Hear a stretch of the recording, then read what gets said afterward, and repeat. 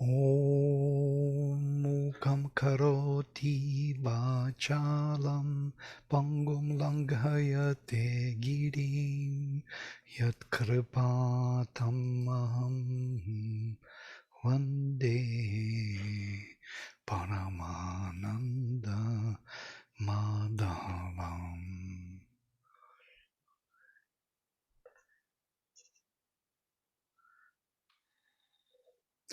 So before we go into this vision of Vishvarupa, we have to mention few words about it. Yes, it is the 11th chapter in the middle or at the end of Bhakti Yoga section.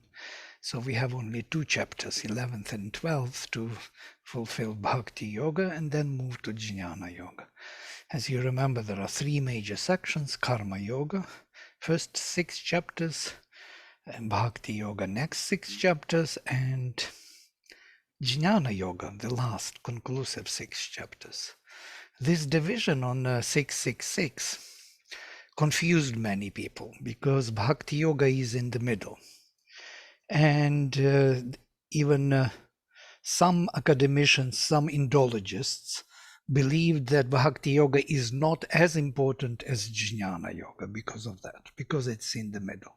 But if you imagine our constitution, you will see that it is exactly in the same manner. Earth, space in between, that is our torso, and heaven. So here there are 3 sections of our consciousness. So we have physical, vital, and mental consciousness. And on the vital level, there is a heart, and behind the heart, there is psychic being. So Bhakti Yoga being in the middle does not mean that it is not the crown of the Gita. It doesn't mean that the crown has to be at the end. I mean the central point, the heart of the Gita is Bhakti Yoga, and the crown is Jnana Yoga. Let us say like this. So we have the crown and the heart, the core. So now we are in this very core. Arjuna was resisting every explanation, tried to figure out, to reconcile, to understand, and he never could do it until Sri Krishna showed him his universal body. And after that only, he became totally convinced.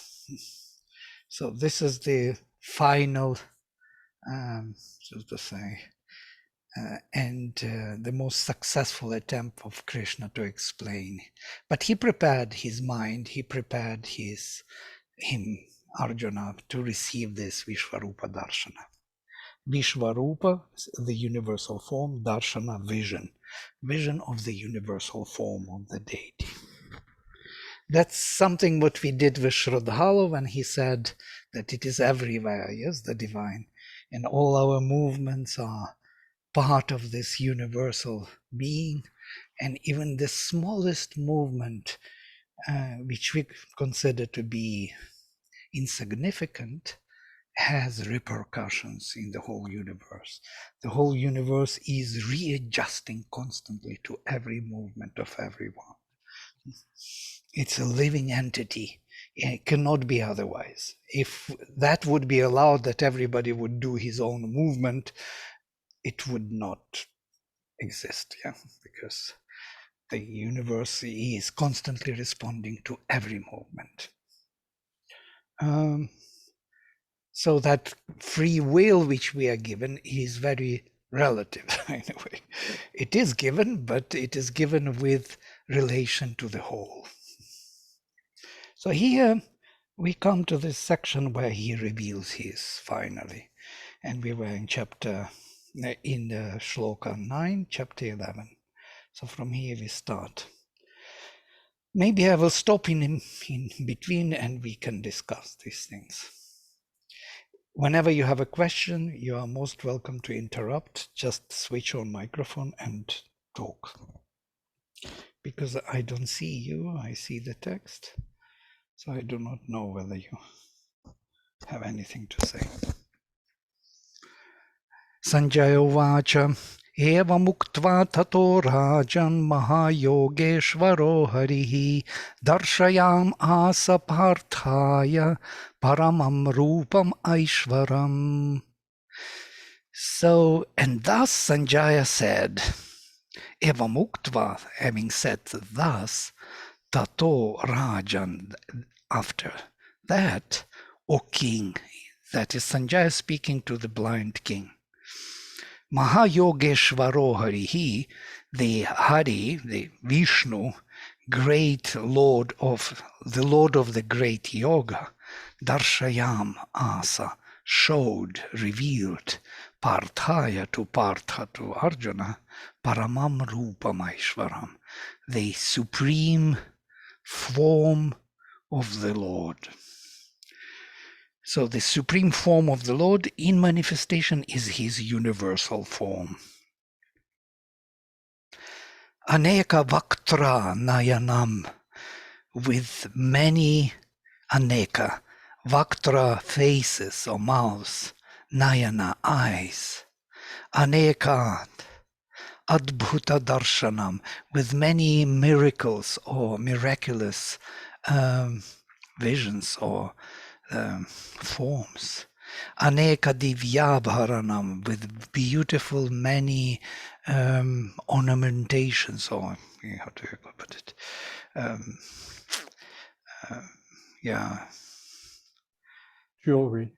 Jewelry could be yes, abharana, yes, that which decorates, decorations, yeah, that's the word I was looking, that both garments and ornamentations, yeah, jewels to put together.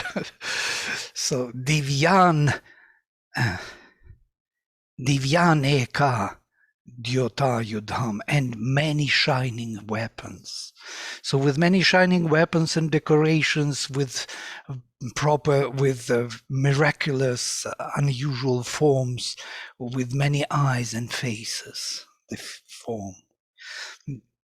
Divyamalyam bharadharam, divyagandhanulepanam.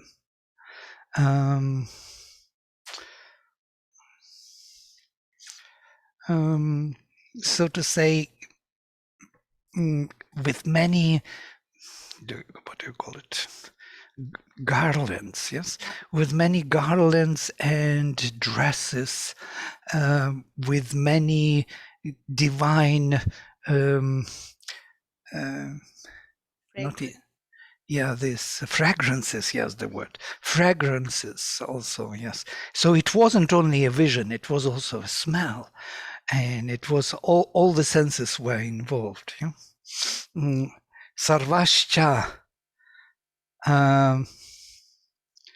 Aryamayam Devam Anantam Vishvatomukham, and Sarvashcharyamayam, with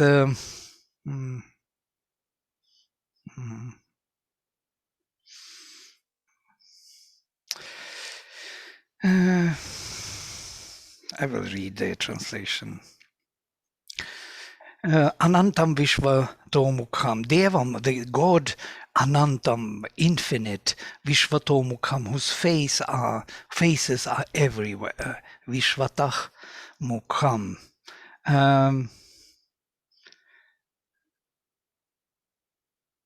Divi Surya Sahasrasya Bhavet Yuga Padudhita Yadibha Sadrishi Sasyat Bhasastasya Mahatmanah.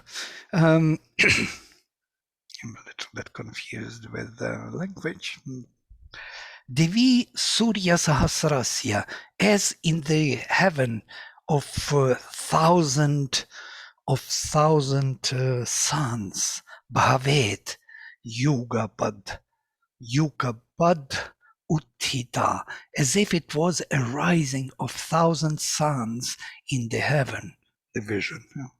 Yadi Bhach Sadrishi Sa, if there will be such a light, Sadrishi Sa Syat, could be. Bhasastasya, of that light, Mahatmana, of the great soul, So this verse is used by some nuclear physicists, even saying that in the times of the Gita they knew about nuclear weapons, and they just quote this verse, thinking that that was the nuclear bomb. I don't think so. I don't think it has anything to do with nuclear bomb. I think it is a revelation of the light, which is so dazzling and so blazing that it can be compared only to the rising of the thousand suns. Here is the whole translation of all these shlokas. How many are they? 1, 2, 3, 4, 5, 6, 7. So Sanjaya said, having thus spoken, O king, the master of the great Yoga Hari showed to Partha his supreme form. It is that of the infinite Godhead whose faces are everywhere and in whom are all the wonders of existence, who multiplies unendingly all the many marvelous revelations of his being, a worldwide divinity seeing with innumerable eyes, speaking from innumerable mouths, armed for battle with numberless divine uplifted weapons, glorious with divine ornaments. And this is something mistake here, beauty robed in heavenly raiment of deity, lovely with garlands of divine flowers, fragrant with divine perfumes. Such is the light of this body of God, as if 1,000 suns had risen at once in heaven. The whole world multitudinously divided and yet unified is visible in the body of the God of gods. Arjuna sees him, God magnificent and beautiful and terrible, the Lord of souls, who has manifested in the glory and greatness of his spirit, this wild and monstrous and orderly and wonderful and sweet and terrible world. Now we will come to the shlokas which we didn't read. Tatraikastham jagat kritsnam pravibhaktam anekadha, and there being one, jagat kritsnam, the whole world, pravibhaktam, separated in different parts, anekadha, infinitely separated within this oneness. Apashyat, he saw deva devasya, of the Lord, of the God of gods, sharire, in the body of the God of gods, Pandava is Arjuna, tada. So what he saw, tatachsa vismaya vishtach. Vismaya vishtach is a very specific word which means when the person gets the impression of the spirit or spiritual presence, there is always a little smile. Did you notice that spiritual leaders are always a little smiling? They have fun because that presence, that bliss, is really very blissful and pleasant. And they laugh when they speak. And many times we laugh when we have that state, yeah? Or we get some glimpse. It is very joyful for us. I saw when Charles was laughing when I was reciting from Taittiriya. He was laughing like a child. And for some people, it was first time when you heard me speaking Sanskrit, and you came with such common comments that I'm such a... But your laughter was spiritual. I could see that, yeah? For others, it was like maybe you even disrespected me in some way. Why you laugh when I recite from the... But I saw the excitement of the being in you, and it was very visible. So I'm just referring to something we all know.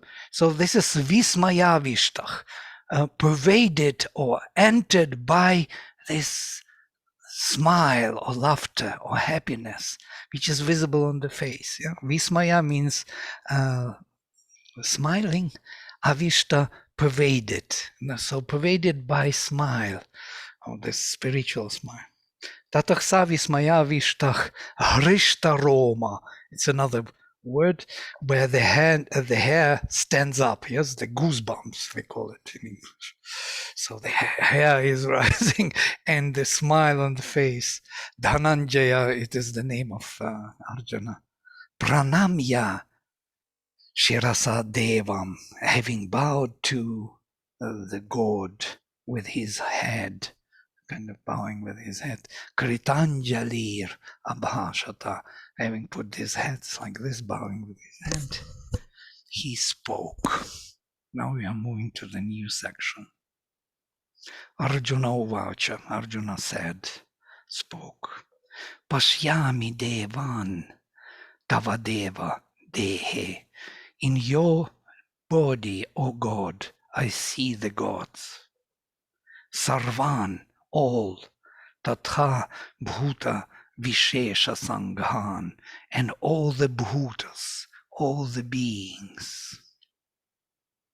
His translation, I see all the gods in thy body, O God, and different companies of beings.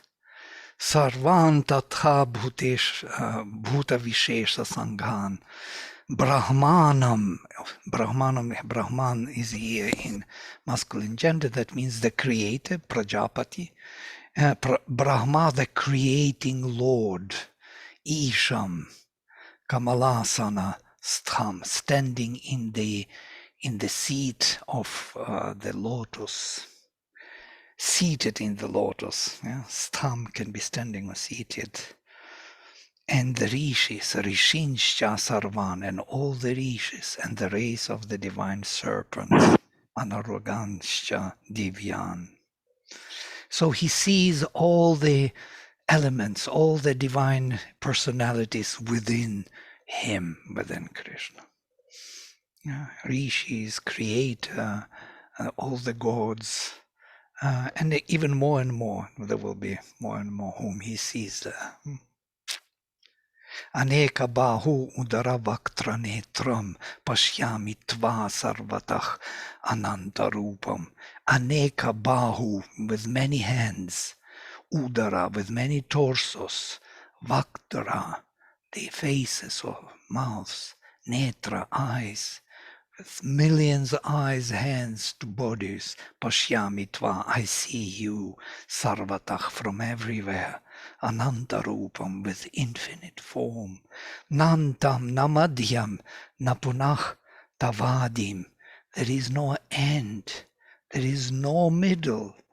There is again, there is no end, there is no middle, there is again no beginning.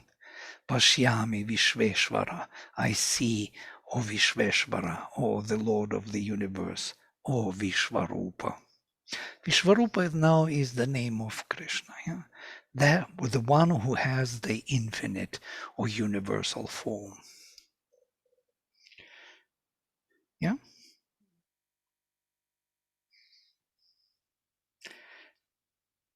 Here, there are not many questions could be asked. What to ask? Everything is kind of obvious, vivid. Kiritinam, Gadinam, Chakrinam cha, Tejo Rashim, Sarvatach Deeptimantam, Pashyami Tvam, Durnirikshyam Samantad, Diptan. Diptanala arka dutima prameyam. Dutim aprameyam. That's it's a style of Vyasa. He always has some kind of way of doing it more difficult. Yeah, you remember as Ganesha had to always stop and try to understand why he made that combination. There is always a tricky part, especially in chapter 11. Kiritam, the one who has kirit. Kirita is the crowned one, crown. Gadidam, Gadin, Gada is this mace over that, you know. Chakrinam, the one who has chakra. So he is with mace, with chakra, and with crown. That is proper vision of Vishnu. Discus, yes. Mace arid, arid thy discus. Why arid? Maybe there are misprints. Hard to discern because thou art a luminous mass of energy on all sides of me. Tejo Rashim. Rashi is the heap of Tejas, yeah? The piling of the luminosity, Sarvatah, from all the sides. Deep Timantam, possessing of this light, luminous from all sides, encompassing blaze, Pashyami, Tvam, Durnirikshyam, Samantat. Yeah, I see you with difficulty, yeah, because of this light from everywhere. A sun bright, fire bright, immeasurable. Dipta anala arkadyutim aprameyam. So duty, the light, arka, the sun, anala, the fire, dipta, burning sun and fire, light of the sun and fire kindled, aprameyam, immeasurable.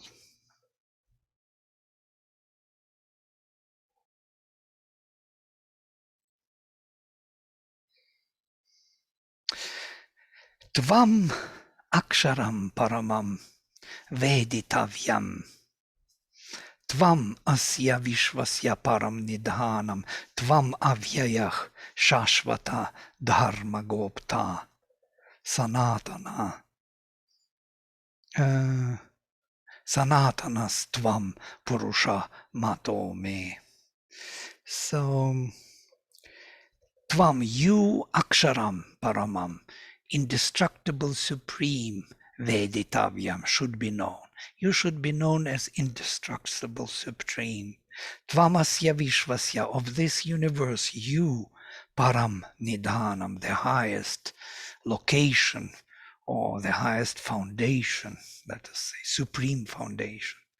Tvam avyayah, you are imperishable, shashvata, Dharma Gopta, the protector of the eternal Dharma. Sanatanah Tvam, you are eternal. Purushah, the Purusha. Mato me, thus I think, thus I consider. So these are the positive kind of visions of Arjuna. Now it will be coming soon, I think soon. Very destructing or scary visions of the Lord, where he would see how he is not only positive but can be also very destructive for the universe.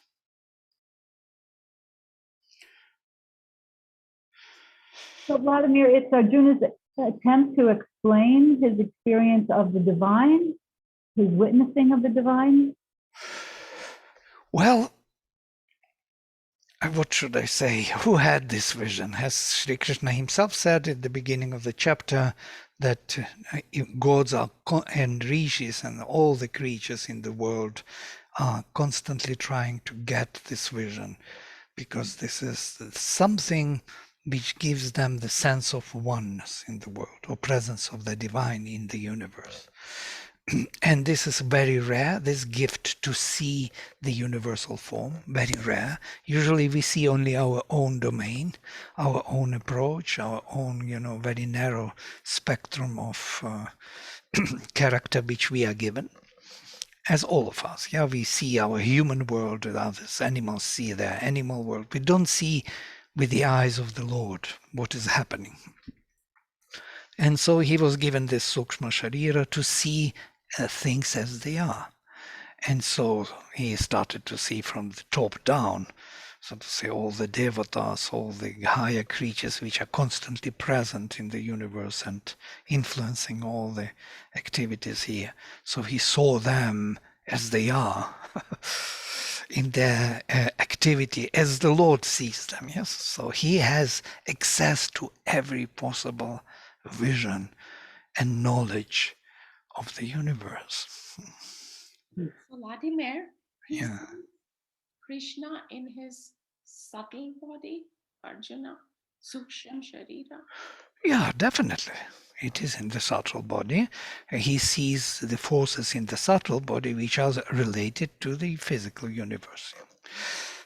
Not in the physical universe he sees these. He received Sukshma Drishti, yeah? Subtle vision, sight. But it is real and true. So it all relates to what is happening in the physical. The physical we see only very narrow selection. And with that narrow selection, we think this is what the world is about. But if we widen the scope, even not only in space, but also in time, we will see how many things were accomplished and being accomplished constantly to make this oneness live. Right. And even this physical body cannot take that energy of the Lord.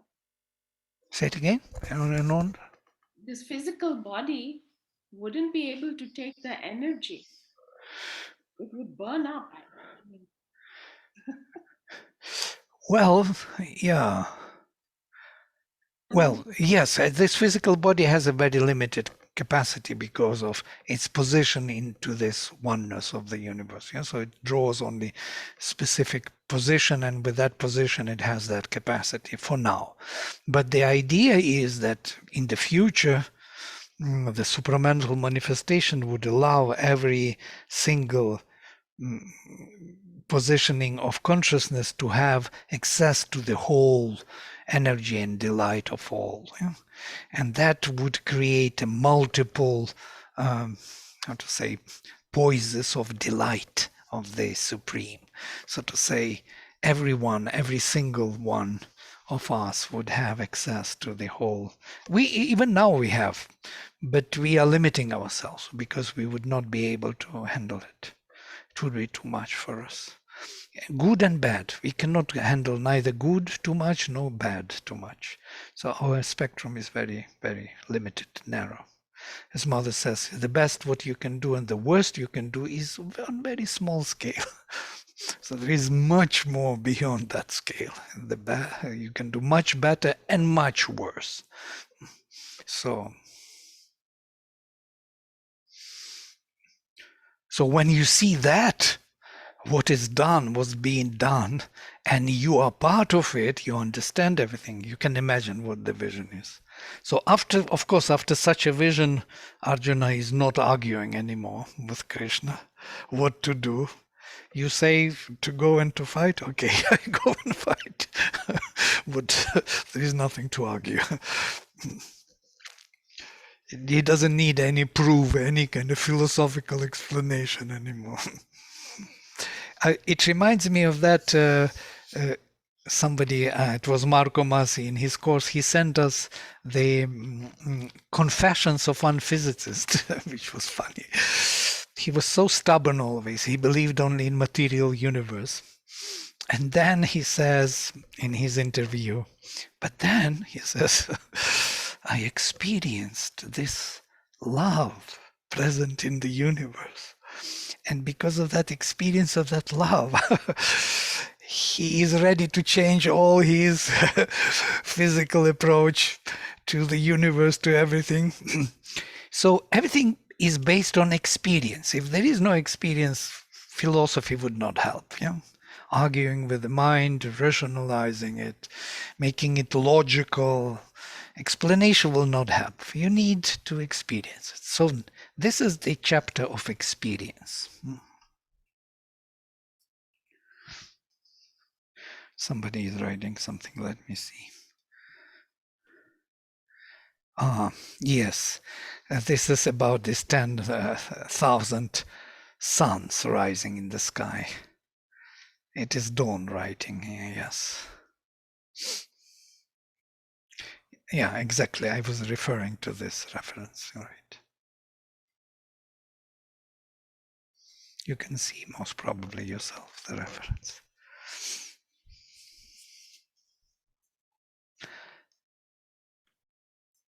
All right, let's continue and see some other sides of the divinity.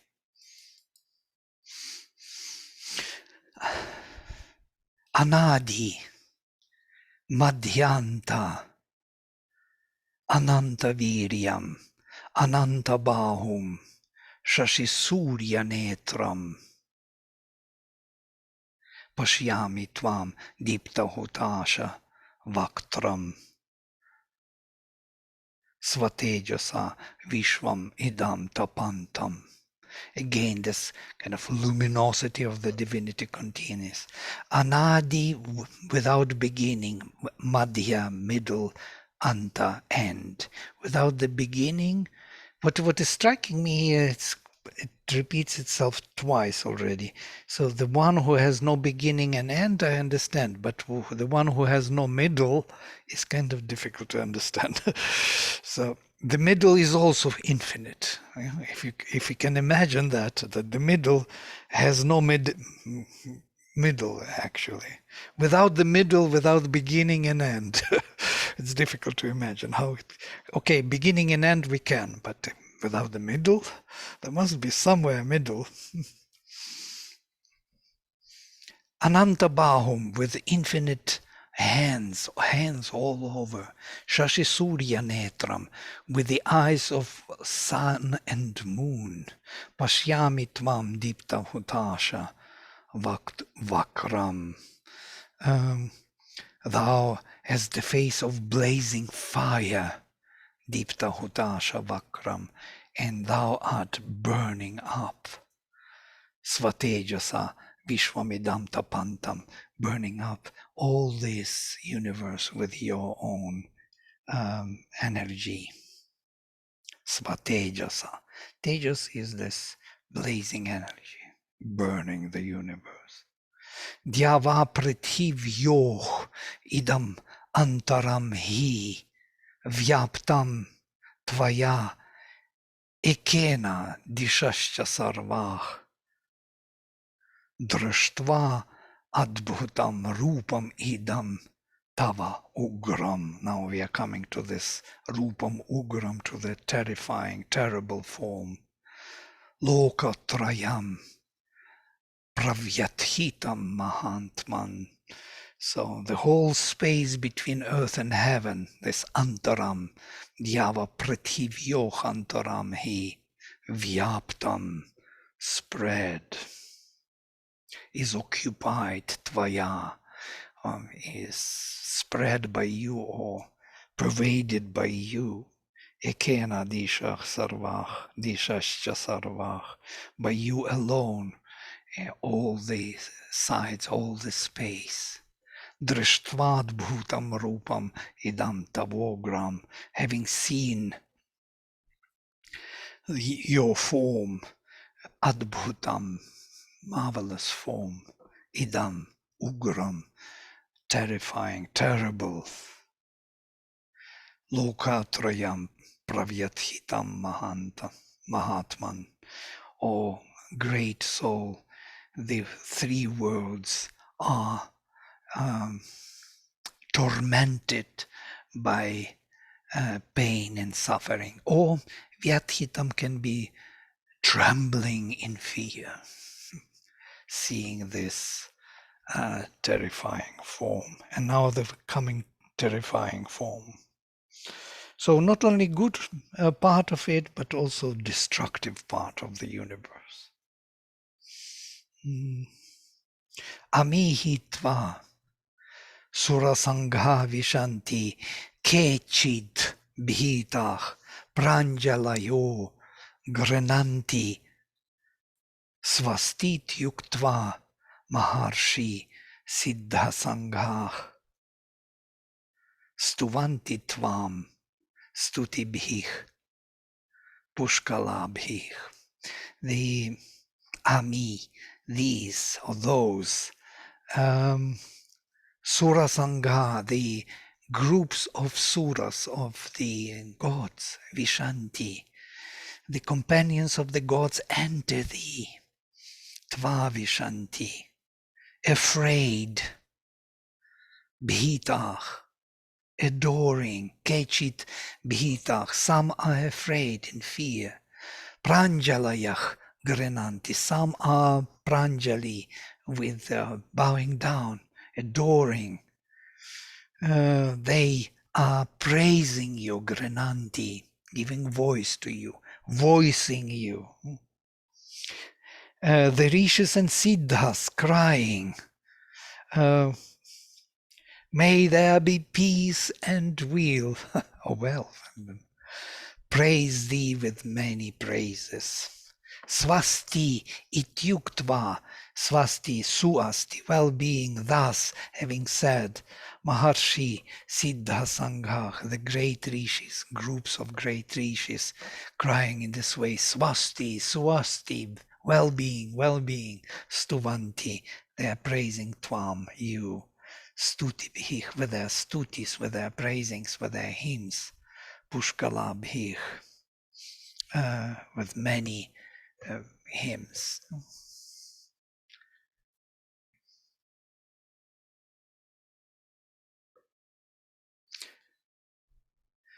So it's interesting, the positioning within this universal body of Vishwarupa, the gods and rishis, they find their position in the terrible form. They are constantly affirming the swasti, the well-being.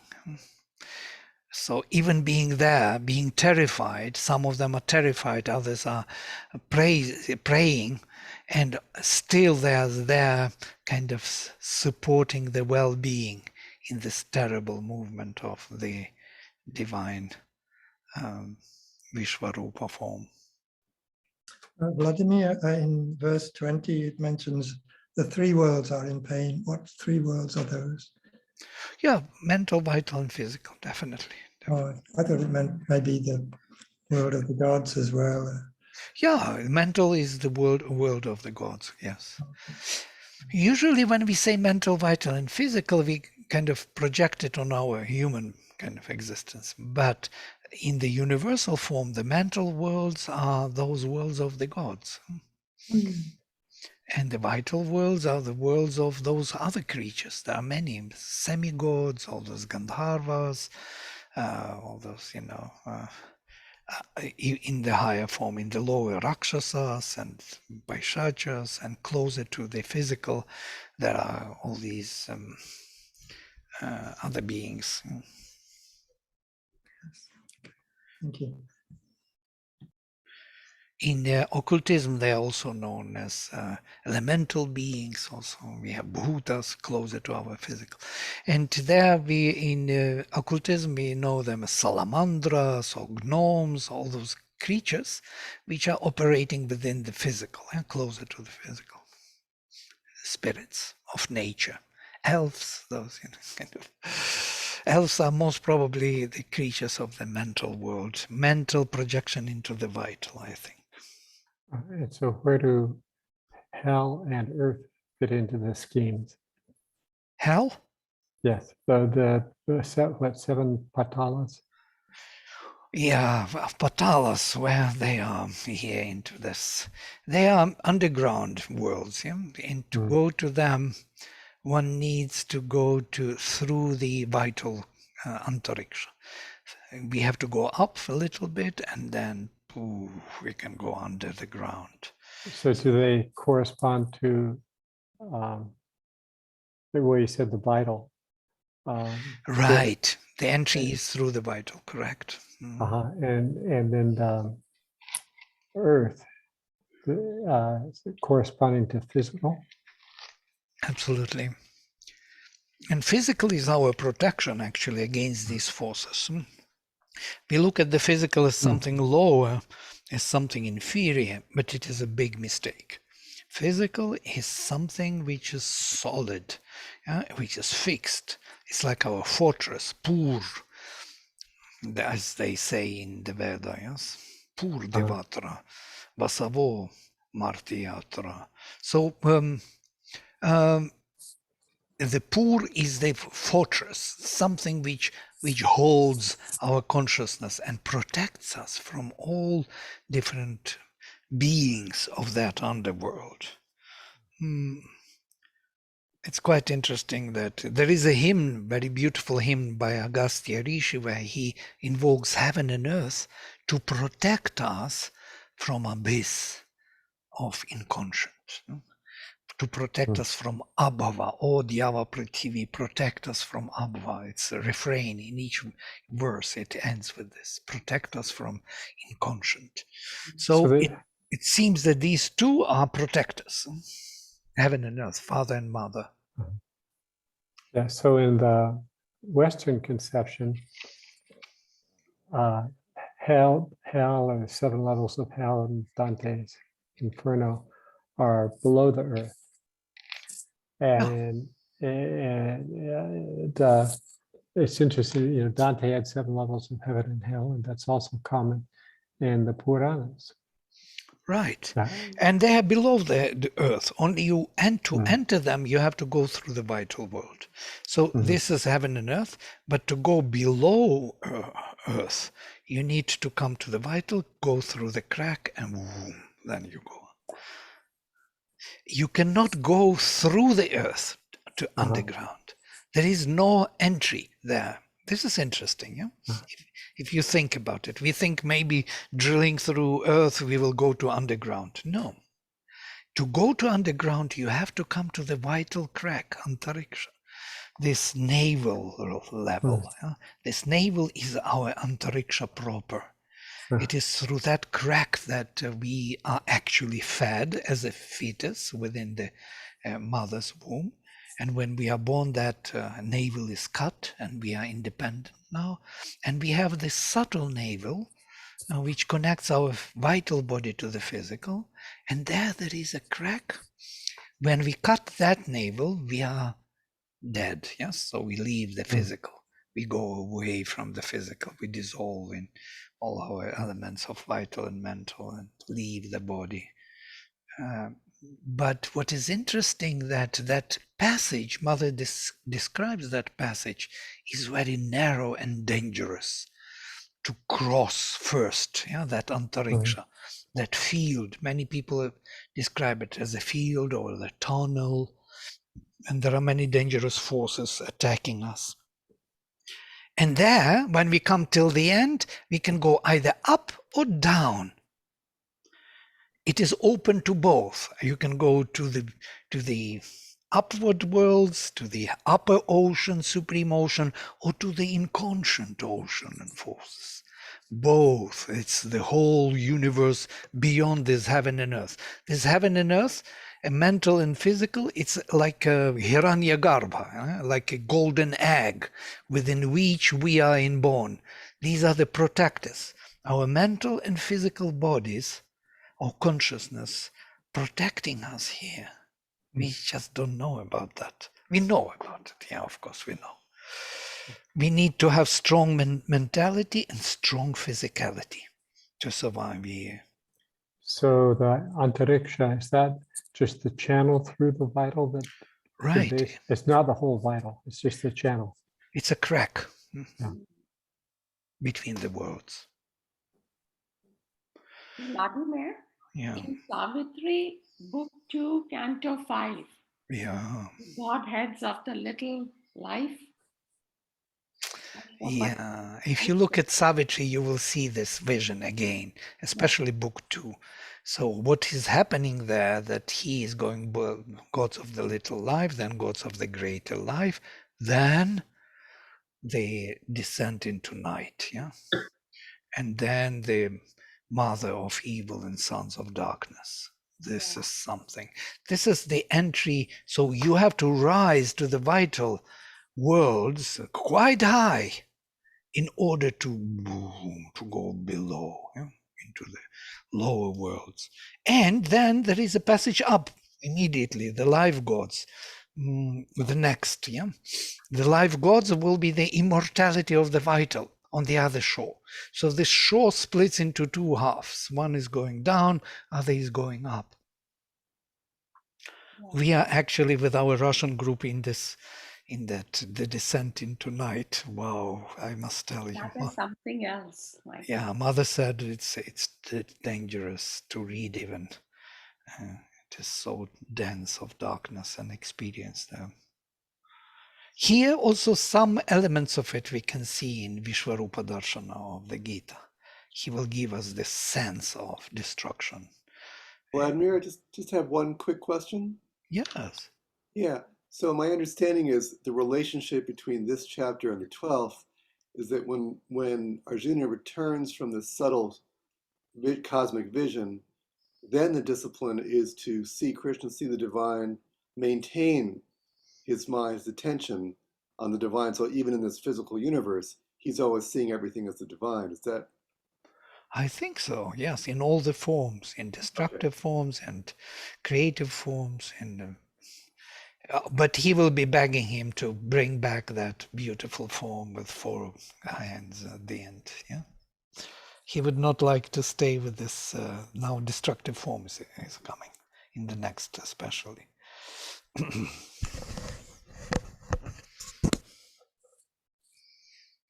All the Vedic gods are mentioned here. It's quite interesting.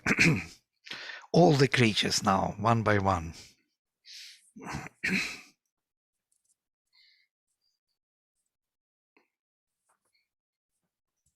Yeah, in the next few verses. Rudraditya vasavo ye cha sadhya vishve ashvinav marutach cha ushmapaha gandharva yaksha asura siddha sanghah vikshante tva Vismitaschaiva sarve, Vismita again with this smile, spiritual smile. So the Rudras, the Adityas, the Vasus, the Sadhyas, all these different types of gods, these are the families or the types, or how to put them, the classes of the gods. They all have specific role to play in the universe. The two Ashwins and the Maruts and the Ushmapah and the Gandharvas and Yakshas and Asuras and Siddhas all have their eyes fixed on thee in amazement. Vismitaschaiva sarve. That's kind of Rupam Mahate, great form of yours, Bahuvakra Netram, with many faces and eyes, Mahabaho, or great armed, Bahu, Bahu,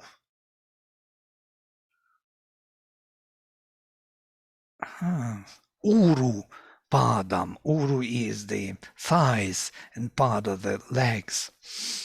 So with many limbs, let us translate it, or strong-armed or mighty-armed, with many arms, thighs, feet, and bellies.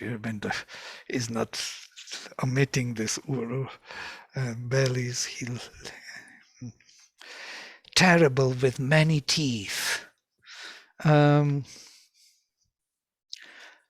Bahudaram, Udara is belly. Bahudaram, Bahu Damshtra. Damshtra is actually not teeth even, but those animals they have. How do you call them? They Tusk. don't.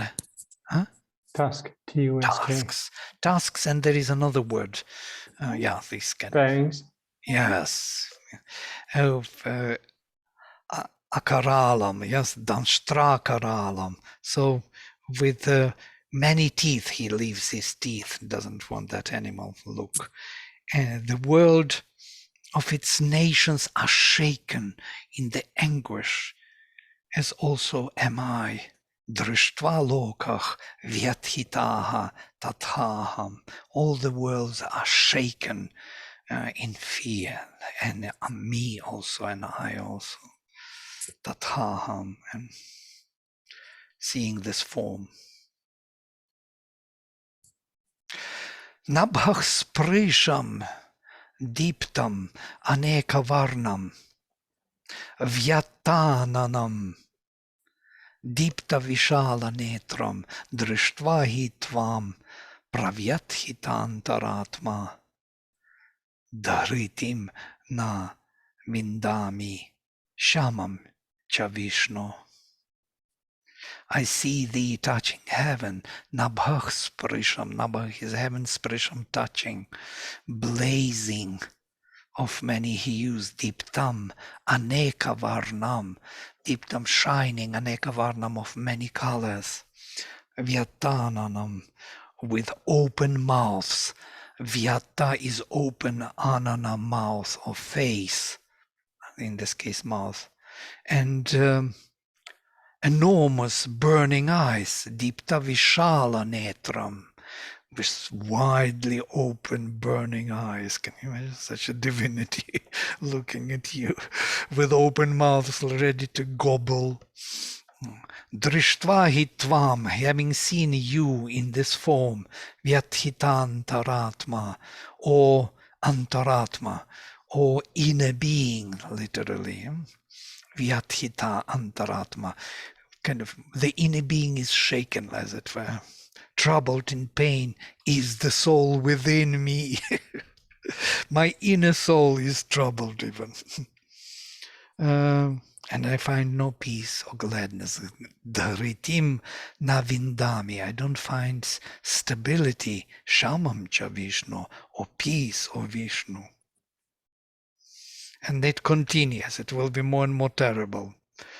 Sorry to have this terrible part today, but I see already scared faces. Gita Shri is looking not very happy. But what to do? Life is of... somewhere Sri Aurobindo beautifully describes Hinduism as the only religion which dared to face the reality and to call Mahakali, the Kali's destruction, as divine beauty. And he himself does this in Savitri. He is not afraid of destruction or the end of the world. Hinduism was never afraid of it. Other religions could not maintain this fearlessness. For them, Armageddon is actually a very, very destructive event. But for Indians, Pralaya is okay. There are many Pralayas.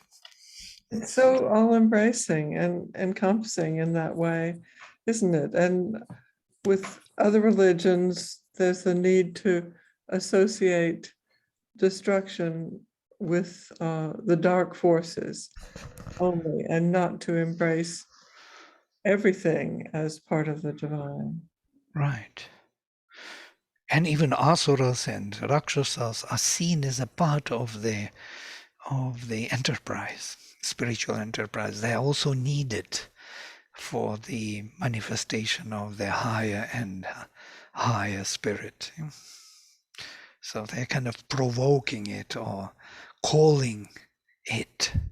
I was thinking in this regard about the attack of Russia on Ukraine, and I thought Russia needs help. They're looking for help, for liberation from that curse in which they are. So the only way to be liberated is to attack someone and to be destroyed in a way. And that destruction will liberate that wrong formation. The true spirit within has to be liberated. So they are coming for help. This is the call for help, actually. When they attacked Ukraine, they wanted to be freed from that curse, which was kind of accumulated over hundreds of years of wrongdoings, actually. So now it's all piled up, packed, and finally it revealed itself totally.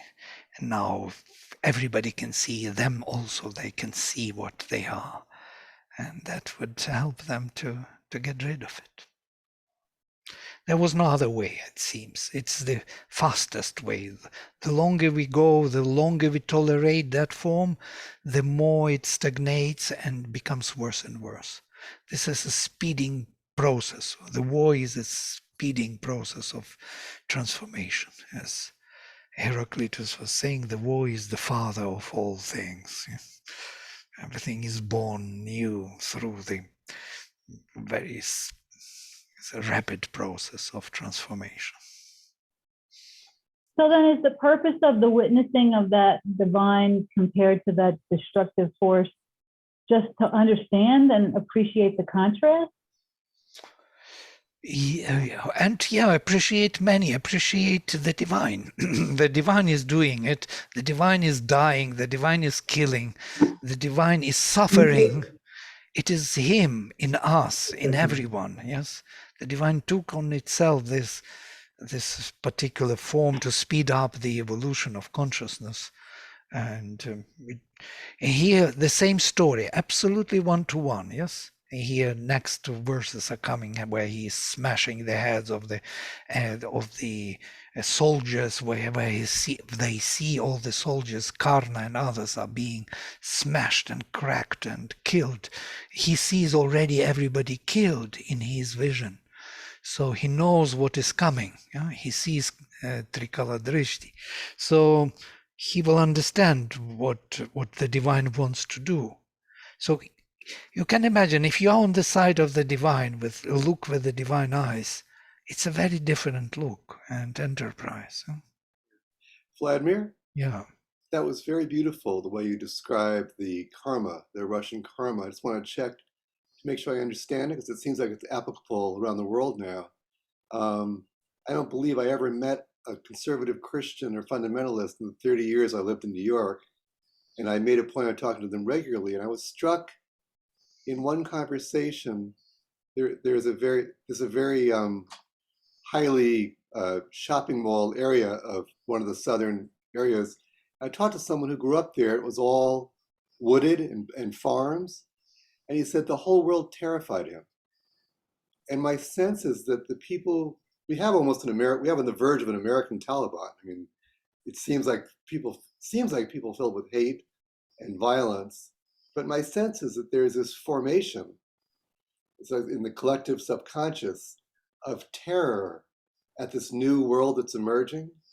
It sounds like almost like what happened with Russia, like this needs to come up in America for it to be dissolved so we can move on to the new era. Is that related to what you're saying about Russia? I think so. It's not only Russia. Russia is just a very obvious part of that iceberg, the top of the iceberg.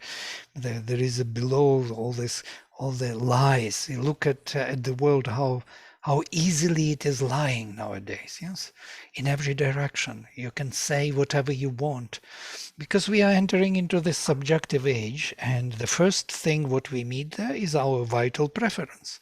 Yeah? And that vital preference is far from being pure or true or something. It's more on the side of desire or some fear, and all those things are projected in the name of the subjective truth. And we have no speed to correct it, actually. We have no time, to correct it, because the speed is so high. Mm-hmm. So they're piling up all those lies, one after the other. So we don't have time to rectify anything, to correct, to even look back. There is no time. There is a new lie is already on the way. When this one is not yet even absorbed or understood, then there are 20 more already in the row. So we are overloaded with this flood. We are overflooded with falsehood. And this is something happening because of the pressure, I think, of the light to purify all this. We have to see it, and we have to agree somewhere inwardly for this change and transformation. And once we agree, it would be a very different story. All this would be like in that story where in Greek mythology, instead of cleaning the stables, you have to open it to the river, to the flood, and the flood of the river will wash away all the dirt. That's what we need to do. Yeah, that's a great analogy. It seems like the hearings on the January 6th insurrection are like a Greek mythology. It's so powerful, all the falsehoods and little heroes coming out and speaking truth, and the whole world has this mythic quality right now. Yeah. Yeah, this mythology is about our archetypal way of being, something which we constantly live again and again in different forms, in different ages, under different pretexts and contexts. But truly speaking, we live one truth. Yeah, so it has to be recovered, discovered, and this cleansing is ongoing and growing in consciousness. And cleansing is our purpose. Actually, it's our aim. We came here for this, to clean the stables. Actually, right? And we took onto ourselves, we are the stables, yeah? And we are the cleansing. We are both. So there is an interesting time ahead of us. It's very nice to be born in this time, to see this happening. Who could have thought that it would speed up so much? Who could have thought that America could fall into that kind of thing, or Russia could turn to be such a beast at the end? America is still very steady in comparison to Russia. Russia flipped, but America is holding. There are people with reason, with some kind of stability in the mind, rationality. There's some strong body which allows it to hold onto some resemblance of truth, which is good. I think, at least. So I hope so. Actually, if there is not this America, we are all going down.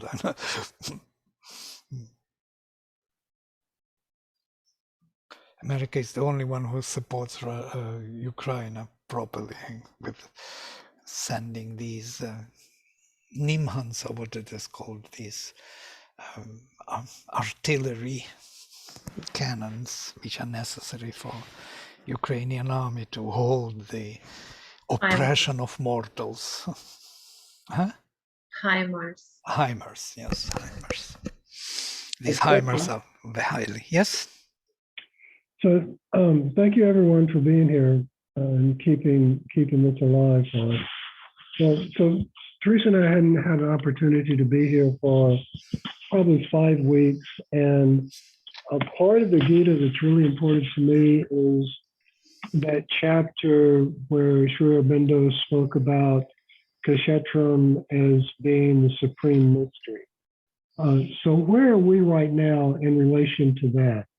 Have we already covered that, or is this part of it? Are we coming? No, it's ahead of us. It will be in the chapter 13, Kshetra and Kshetrajna, this whole chapter.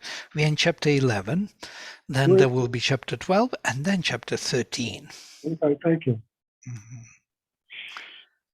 And that would be Jnana Yoga, the yoga of knowledge. There we will look into this, how we could recognize, how we could operate by our mind and rationality within this framework of the divine. How we can use rational mind to be useful tool for this work, spiritual consciousness to grow, which is quite difficult. I was thinking why he's always talking about gunas, because this is the only way you can use the rational mind to be useful. There's no other way. Otherwise it blocks away with kind of terminology and dogmas and so on. Great. Okay, so we can stop here for today. We are already over time. I will close with mantra. Om Sarve Bhavantu Sukhinah Sarve Santu Niramayaha Sarve Bhadrani Pashyantu Ma Kaschit Dukkha Bhag Bhavet. Om Shanti Shanti Shanti. Shri Guru Bhyo Namaha. Hari Om. It would be nice if next time we could share some ideas on present situation, how we see it in the context of the Gita. Yeah. Because there are many thoughts and how we could really reconstruct the whole vision in spiritual terms, or where we are going and why it is all happening to us. Great. Okay, so see you then. Yeah, bye. Thank you. Bye. Thank you.